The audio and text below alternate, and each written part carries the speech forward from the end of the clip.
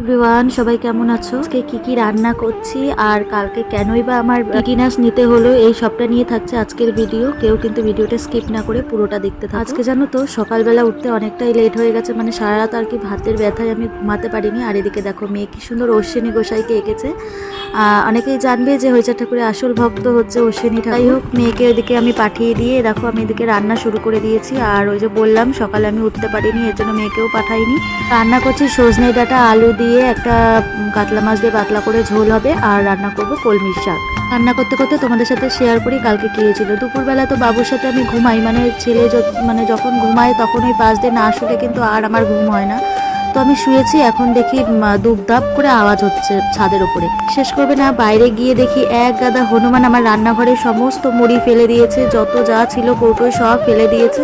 তো আমি তাড়াতে গেছি ছাদে। ছাদে ছিল পেরেক, পুরোটা পেরেক আমার পায়ের মধ্যে পুরো ঢুকে যায়। টেনে বার করার সাথে সাথে অনেকটা রক্ত বেরায়। এবার কি বলতো, ভয়ে তোমাদের দাদাভাইকেও বলিনি আর বাড়ির কাউকেই বলিনি। জানি যে বললে এই একটাই কথা বলবে যে ইঞ্জেকশন নিতে হবে।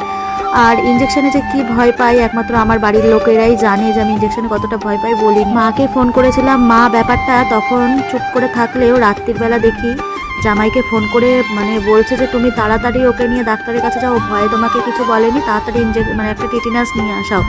তো তারপরে জোর জবরদস্তি করে, তারপরে বাবাও ফোন করেছে, বাবাও ফোন করে বলছে তাড়াতাড়ি ওকে টিটিনাস দেওয়া, পুরো জং পড়া পেরে পুরোটা ঢুকে গেছে।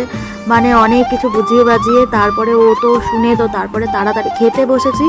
মানে খাওয়াটা হতে যত দেরি, তারপরে তাড়াতাড়ি করে নিয়ে গিয়ে সেই টিটিনাস দিয়ে আসায় দেখেছো হাতটা কিরকম ফুলে গেছে, আর এত হাতে ব্যথা, ঠিক মতো ঘুমাতেও পারিনি ব্যথায়। আর এদিকে দেখো মেয়ে আমাকে জোর করে খাইয়ে দিচ্ছে। মেয়ে জানো তো ছোট্ট থেকে এই অভ্যাসটা, কেউ কিছু না খেতে চাইলে তাকে জোর করে খাওয়াবে, হোক সেটা ওর খাবার বা অন্যান্য যাই হোক না কেন, ওর এই স্বভাবটা আমার খুবই ভালো লাগে। এদিকে আমি দেখো কুলেখাড়া শাক বসিয়ে দিয়েছি সিদ্ধ করতে, কারণ এই তরকারি মানে কুলেখাড়া শাকটা কেউই খাবে না, আর আমার জন্যই আমি মেনলি এনেছি। তো এটা সিদ্ধ করে এই রসটা পুরোটা আমি খাবো। ক্লিপটা আমার মা দেখলে এত খুশি হবে যে আমি কুলেখাড়ার রস খাচ্ছি, মা তো পুরো হার্ট ফেল করে যাবে, মানে ভয়ে যে মেয়ে আমার কি খাচ্ছে। দেখো আমার রান্না বান্না হয়ে গেছে, এই যে আলু দিয়ে সজনে ডাঁটা দিয়ে এই যে কাতলা মাছ রান্না করেছে, আর ওদিকে তো ভাতটা দেখালামই।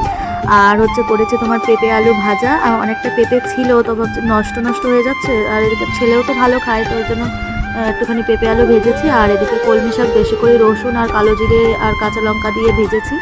রান্না বান্না ডান আজকের মতো, আর রাতেরটা রাতে দেখা যাবে। রান্না বান্না করে গ্যাস ট্যাস পরিষ্কার টরিষ্কার করে তো দেখো ছেলে মেয়ের জন্য ভাত বেড়ে নিয়েছি। আর অনেকটাই বেলা হয়ে গেছে যেহেতু স্নান করেও দিয়েছি।